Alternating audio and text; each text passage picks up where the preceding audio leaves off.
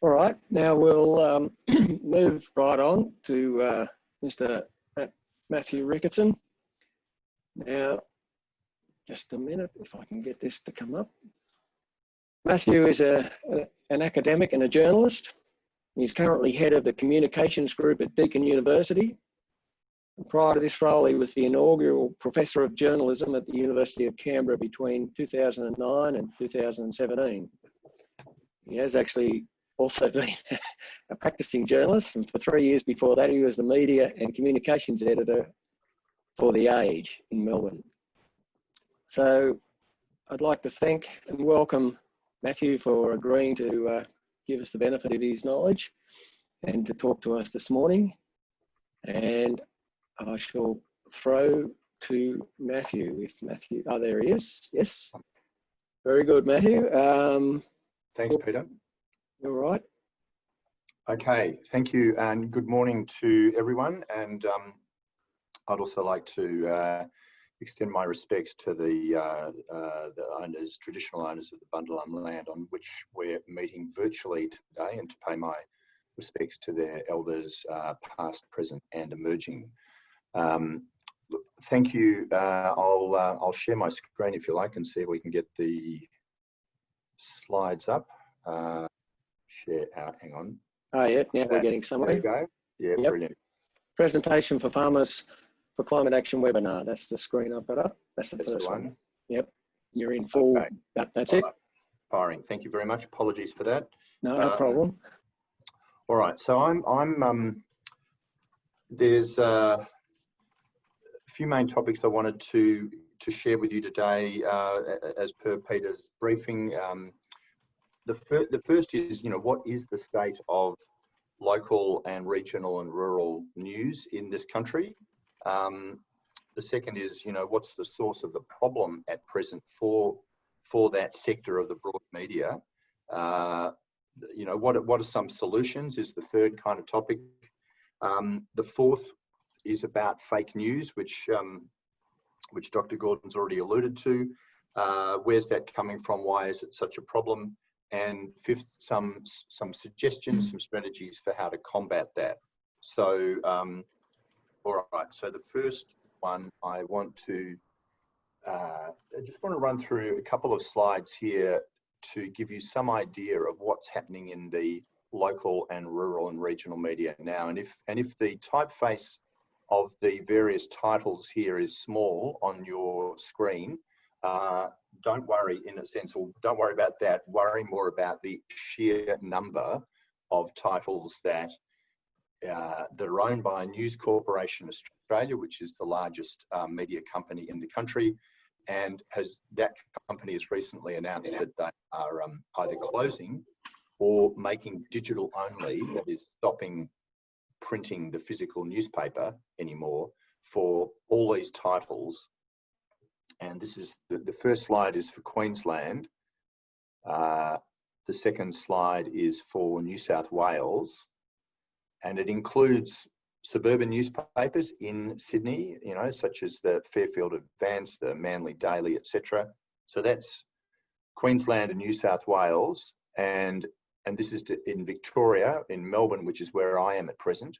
And these are the suburban newspapers run by what are known as Leader. The Leader newspaper titles, Stonington, Mornington Peninsula, etc., Mordialloc, Chelsea News, and so on. Mordialloc Chelsea News is actually, so happens, was the newspaper I first began working on many years ago in journalism in about 1981. So there are those, lots of them, as you can see. Haven't even mentioned titles in South Australia or Tasmania or the Northern Territory that News Corp Australia recently announced was either closing them or they were going to be digital only. And the numbers are not really clear here. Some of the information that's come out from News Corp has been a bit confusing, but as best I can work it out, and my source here primarily is crikey.com.au. From late last month, and also the Public Interest Journalism Initiative, which has also been tracking this development. That there are 36 regional and suburban newspapers that have closed entirely, and more of them, 76, are going to online only. And I think that includes the Northern Star up there in Lismore. But obviously, it's not where I am, so I don't have intimate knowledge of that publication. So happy to hear more about what's going on there.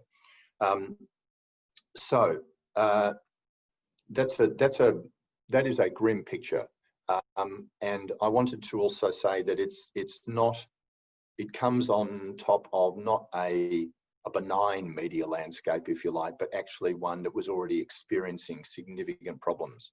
So between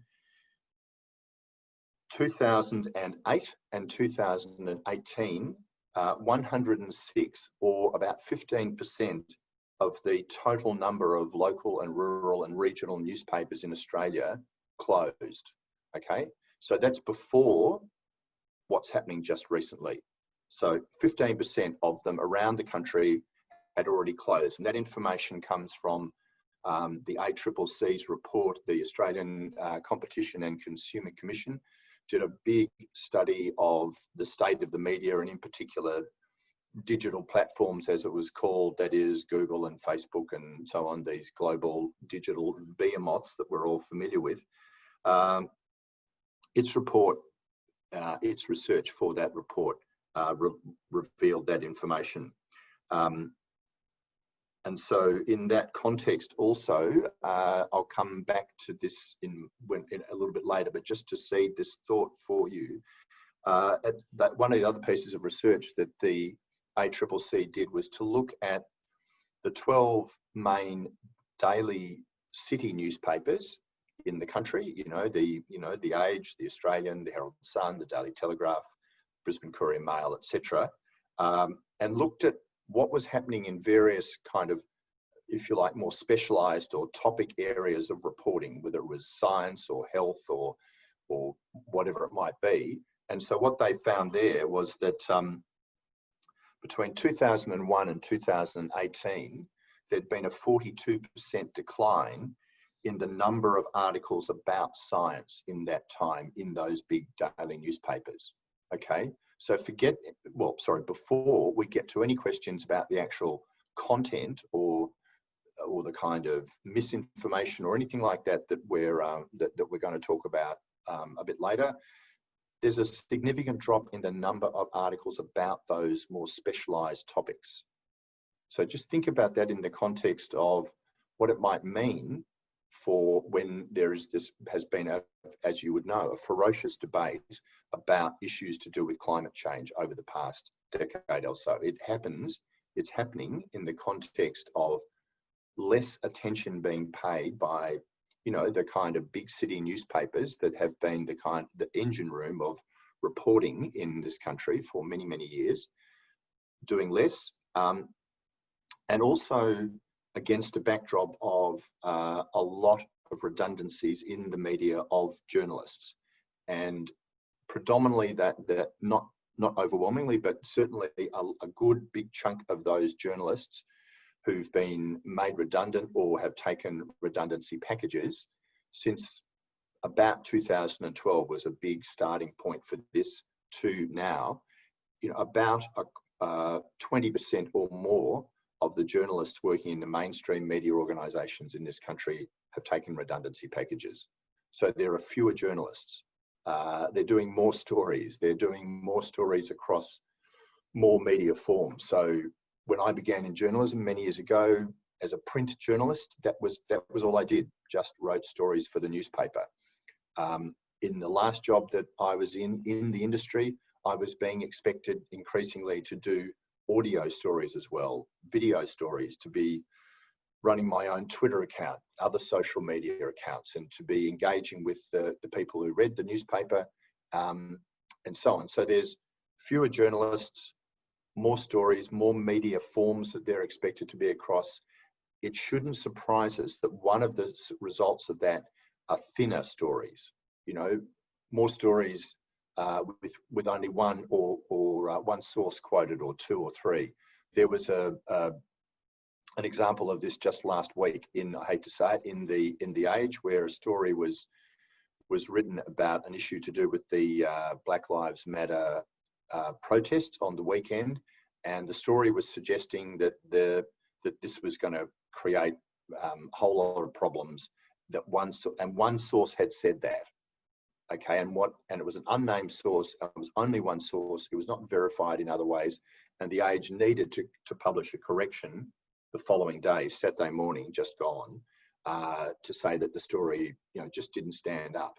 Now that was a front page exclusive story in one of our respected newspapers in this country. It was just, clearly not a good piece of journalism.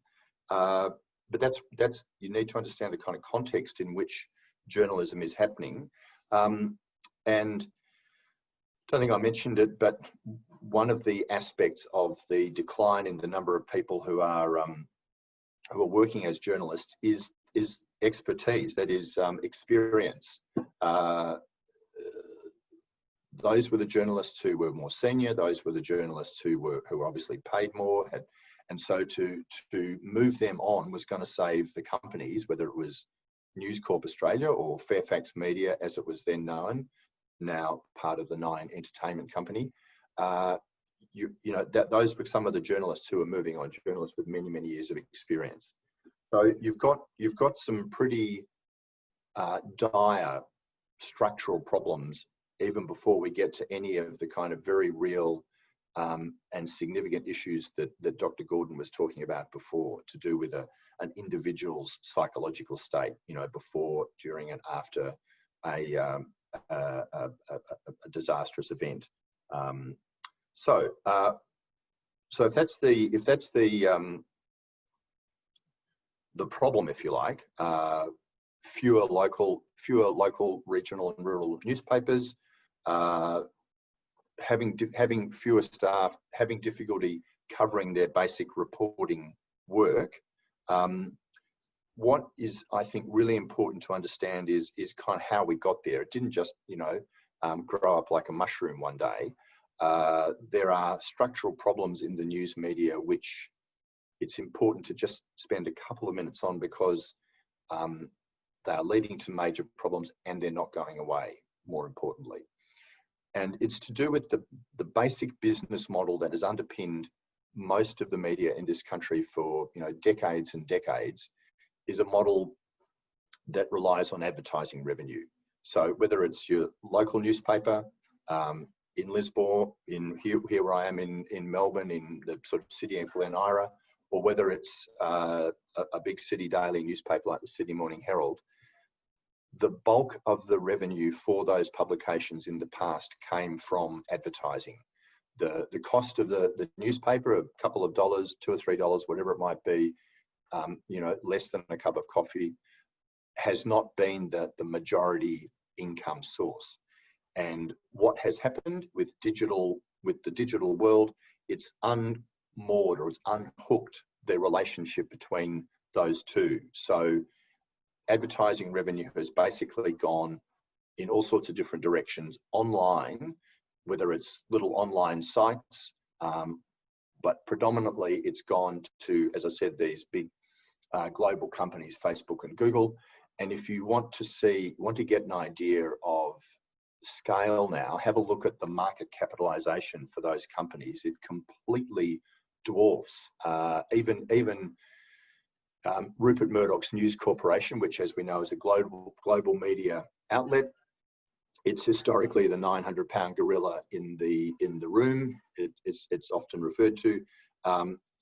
Murdoch now, compared to Facebook and Google, is a mere chimpanzee in this context, because the market capitalization is nowhere near as big as these other companies. So they've, in the words of one commentator, they've built a better mousetrap to secure people's attention for advertisers, because what advertising is about is getting to the attention of buyers.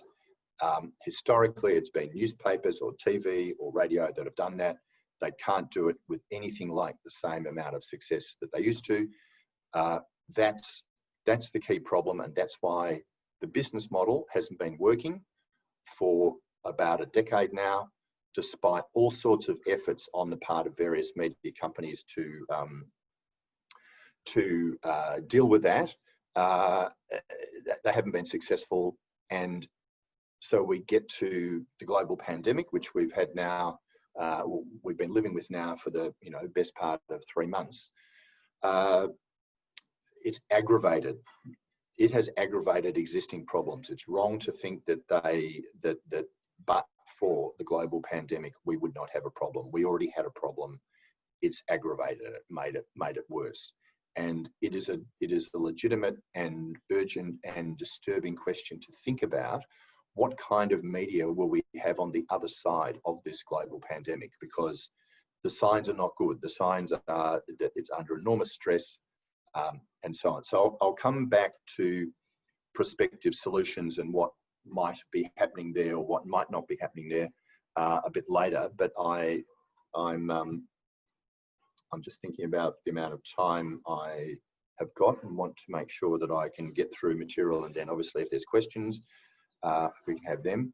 So one of the things that Peter asked me to talk about was fact-checking. I mean, it shouldn't surprise us that with the kind of environment that I've been talking about, that the ability of the mainstream news media to fact-check issues has diminished, and at the same time, again, as Dr. Gordon alluded to, with social media, which is where basically anyone anywhere can say anything they want and it goes global or viral, even worse, you've got the enormous potential for misinformation, whether inadvertent misinformation, like you just happen to have seen something incorrectly and then tweeted it and that's incorrect, or whether it's more active misinformation being spread. And there is a good deal of evidence that both are happening. So what I've put up here for you, I've sourced this in a couple of slides' time, but I'll mention it up front here. A former colleague of mine at the Age, who is now at RMIT, Gordon Farrer, he's centrally involved in the RMIT ABC Fact Check organisation. It's an initiative of partly funded by the ABC, basically run out of RMIT, and they will fact check all sorts of issues. Depending on how much resources they have, they will fact all sorts of issues. They did this during the federal election campaign last year. They were doing it before that. They're still doing it. So I was in touch with him, and he's provided me with some good material, I think, which obviously I'm passing on to you. And as I think Peter has already said, the presentation that I'm doing for you today will be available to anyone who wants to see it. So you can take these down, or you can just wait till that's shared. But okay, so here are two good fact-checking websites. The first two for issues to do with climate change, and they are both. I'll let you explore them in more detail yourself. But the first one is run by the International Fact-Checking Organisation, and so it's not simply looking at climate change, but that's one of the significant issues that it does look at. And the whole mission is to try and sift and sort good quality information from poor quality information. So that's the first one. The second one, climatefeedback.org, comes out of the Poynter Institute, which is a philanthropically funded organisation in the United States, connected to a university there. It does a lot of work in the journalism space, journalism and media. And so, but they have it for this particular site, they have experts in science, and in particular climate science, who will provide expert analyses of particular either new pieces of information or those kind of excuse me, tropes that keep coming up about that keep getting repeated, whether at your after Christmas lunch or whenever it might be, when everyone's had a couple of wines and too much plum pudding, and they start sprouting all sorts of bizarro theories about climate change and so on. So that's a good one. And I threw in one down the bottom as well from Gordon about the coronavirus, because that's obviously very present in our lives. at the moment, same idea to analyse and provide and sift and sort the good from the poor quality. So here's some tips, if you like, from Gordon Farrer.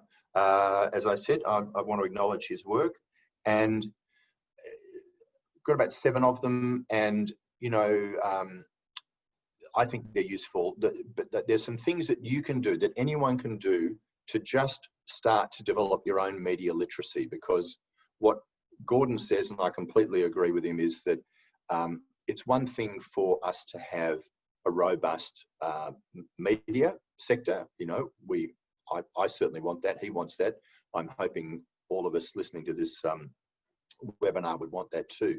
But that's not the only, or you know, it's not the alpha and omega. We need to develop our own media literacy, and that means being a more critical consumer of the news media, not simply bagging it out to say, oh, that was a pile of garbage, but to actually run it through the filters a bit and see what, to develop some methods so that you can check.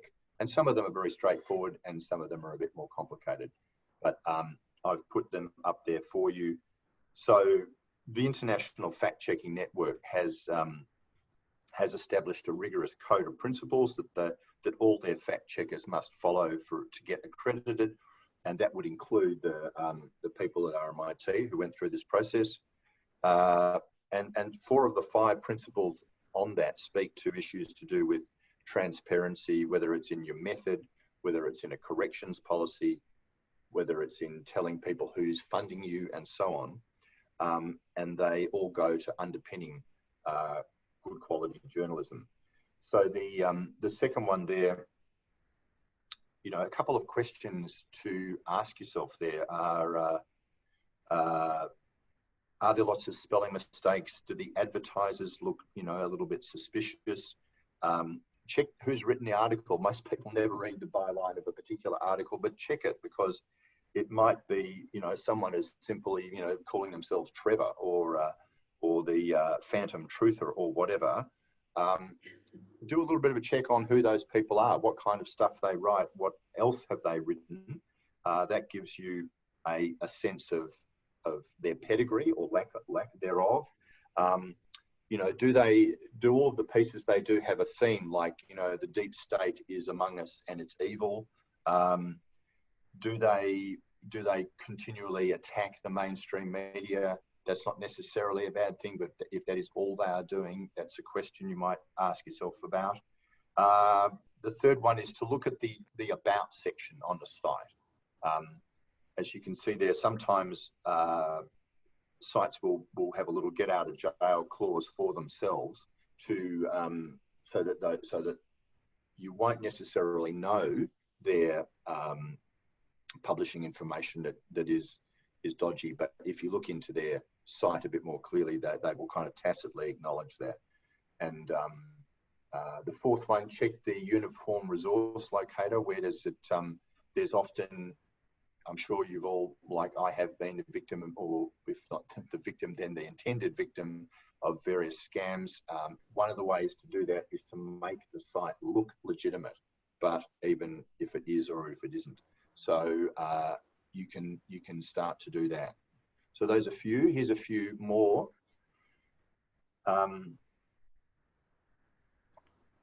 Ask yourself, you know, who created something? Why was it created? How was it shared? Think particularly about sites that induce in you a very strong emotional reaction. Some journalism does that, and quite legitimately so, but some other the term for it is often used is clickbait, but stuff that really makes you angry or amazed or shocked, ask yourself what's going on there. Is it because the information is genuinely, you know, outraging or amazing or shocking, or is this, you know, are your buttons being pressed deliberately? Think about the credibility of the social media accounts that are sharing information. There's a useful site there that Gordon has shared with us, Bot Sentinel, which you can just do a Google search on that, apply it to your Google Chrome or your search engine, but it works with Google Chrome, and it immediately starts running artificial intelligence filters through various sites to tell you whether they are, whether they're legitimate or whether they're dodgy. So finally, the point he wants to make, and I agree with it entirely, which is be aware of your own biases. All of us have our own biases, and so if you can at least check yourself there a little bit and ask yourself some honest questions about your own biases, then, I mean, this is a very human tendency that we all have, but it's worth at least being a bit aware of it and having your own media literacy about yourself as well as about anything else. So I did want to mention, I'm just conscious of time, I had a couple of other slides going to how dangerous journalistic work has become. And if any of you saw Media Watch last night, it was very, well summarised there. Excuse me. As in the campaign of misinformation and antipathy and hostility towards the news media that, in particular, the United States President Donald Trump has been prosecuting now for a number of years. I won't go into a kind of a Trump rave. Oh well, that'll be another 20 minutes, so I won't do that. But what I would like to just circle back to is sorry, I'll just turn that off. What are some of the solutions for the problem if the business model of the news media is in trouble? What's being done about it? The short answer is from the news media companies themselves have been desperately trying to deal with this for the best part of a decade, and truth be told, they haven't really cracked the nut. That one of their prospective solutions has been to kind of go to federal government, if you like, and ask for either relief in the form of lowering the license fees for commercial television, things like that, or changing laws to do with the way in which media ownership operates to advantage greater concentration of media ownership, which at one level you can see why they wanted to do that, because they face an existential threat. On the other hand, it means we've got more concentrated media ownership, and it's harder for new entrants to come into the media in a meaningful way. Yes, you can kind of say whatever you want, wherever you want on social media, but does that amount to, day-to-day reporting in a local area about particular issues, whether it's the local courts, the local council, what they're planning to do, whether it's simply things like, births, deaths, and marriages in the local community. So the short answer is that the federal government has done not much at all in this space for the past 6 or 7 or 8 years. They have introduced a couple of programs. I won't go into great detail about them, but we can have a bit more discussion about them if you like in questions. But the summary I would say is that they haven't gotten very far. They're not really helping to solve the problem. And my final point in this context for the talk is to say it really is time that we had, as a country, as people, a proper conversation about what to do about the state of the news media in this country, because the business model is failing. There's clear evidence, not only from the bushfires and COVID-19, but from other issues, that people want more information and they want more good quality information. It's a business model problem which is not enabling that to be done at this stage. I don't know the exact solution, but I do think that we need a much better quality conversation about it. And I do think there is a role for government to play in finding ways to support the media. I don't mean in terms of controlling it. I mean in finding ways to fund it or provide subsidies, whether direct or indirect, tax breaks for subscriptions, more support for philanthropy, etc. There's a range of different ways that have been discussed by the ACCC and others. Again, we can come back to that in the questions if you like, but I will leave it there for the moment, so that if there are particular questions now or later, I'm happy to take them. I think that should do it for me for now. Thanks, Matthew. Yeah, well, there are quite a few questions dealing with vested interest and things, but I'll just leave them for the moment. But one question that's quite long, so I won't read it all out, but it's basically, are media co-ops the business model for the future? Well, I guess what I would ask there is, who would fund them? Like, what's the funding solution to the funding problem at the moment, or the business model problem? I don't know enough about how media co-ops operate, but that's what I would ask. If Parenberg has a little bit more information that they want to share about that. That particular newspaper is funded by subscription. There are, I think, about 3,000 people around that city who've subscribed. They pay X amount, anything from £1 upwards per month, to keep it going. And it just is working. It's been going 2 or 3 years now. It's very well respected. It's done a lot of campaigns. It's unveiled some, unknown secrets here and there. Yep. Okay, thank you for that.